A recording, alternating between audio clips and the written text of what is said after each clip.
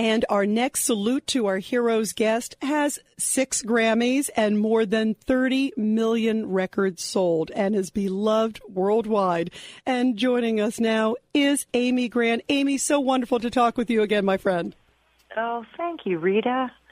It's great to be here. It's such a blessing to have you here. And you, every night, you recognize the veterans and the troops, and you do it beautifully because it's I'll Be Home for Christmas. That's the song. It's so fitting. Well, it just came to me spontaneously one night as I was introducing the song. I'll Be Home for Christmas was popularized in the early 1940s. And during World War II, it just captured the nation's heart. All the servicemen displaced, away from home, and women serving in factories for the first time. I mean, so many things about our culture were turned upside down because of World War II. And so one night, in introduction to that song, I said, if there are any veterans in the house, would you please stand? And then I just kept going. I said, would the families of those veterans still stand? And joining them, is there any family of active military? Would you stand? Is there any family of fallen military? Would you please stand? And there were so many people in the audience. I felt like anybody, if they could reach far enough, there was not a person in the arena that couldn't reach out and touch somebody. And I said, can we all recognize this? Our country is built on sacrifice and service. Why don't we all stand in silent intention of love for those people serving tonight while we're cozy and warm and listening to this music? And I mean, everyone just stood, and it was like a wordless prayer. And then I would sing the song, or if it was at the Ryman stage, Vincent, I would sing the song. And I have never felt that kind of energy doing a song. It's really shaped this Christmas tour. I was going to say, by the way, it's getting me emotional to hear that, Amy, because it must just be so moving. And on you and Vince Gill, your wonderful husband, the two of you are really the dynamic duo and do so much with Challenge America as well. This is something that you do 24/7. Well, we have been involved really for the last 17 years raising money for an outdoor program that is based in Aspen, Colorado. And just over that 17 years, it has turned out that the largest constituencies served by that program for people with special needs are military. And so now that has become our work with Challenge America, which is it's an online community, so anybody could go to Challenge America online and put in their zip code and say, what is available to me or to the veteran that I love in this area. All kinds of things, you can just go online and find out. But most recently, we have a farm that I bought 20 plus years ago, and somebody that I met through this work in Colorado said, why don't we help veterans struggling with PTSD reframe some of their experience through songwriting? We've done 2 pilot programs at the VA pairing a songwriter with a high-risk veteran struggling with PTSD.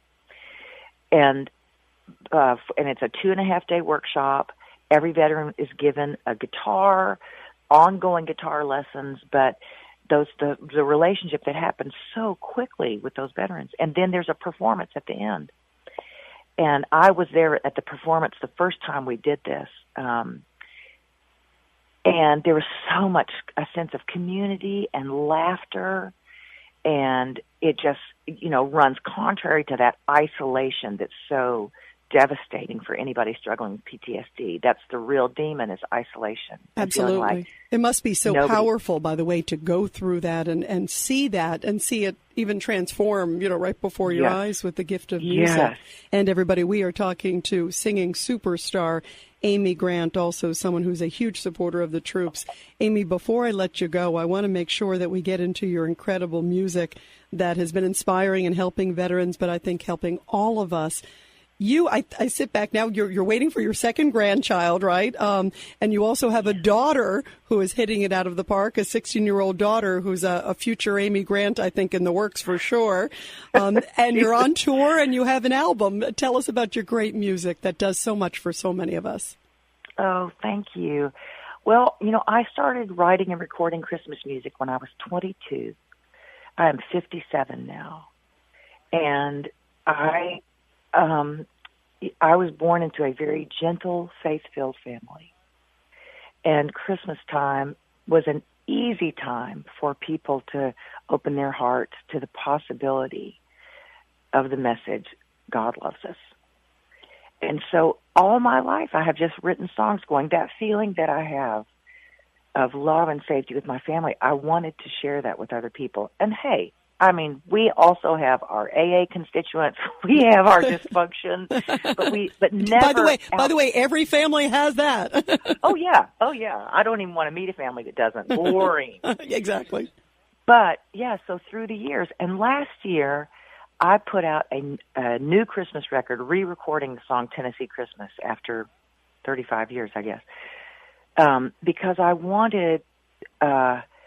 just wanted to do a Christmas record that was recorded for an audience of one. And that was what I went to the studio thinking. I want this to feel appropriate in the room for one listener. And especially because over the years, what I have discovered is how lonely so many people feel at Christmas, how disenfranchised. Going home does not sound like a good idea. And so for all of my music that was written thinking going home was good, to go, no. I want to do a record that somebody could put on. And here's the coolest thing of all. There's a song on there called Melancholy Christmas. And as soon as the record came out, somebody posted, I spend every Christmas alone.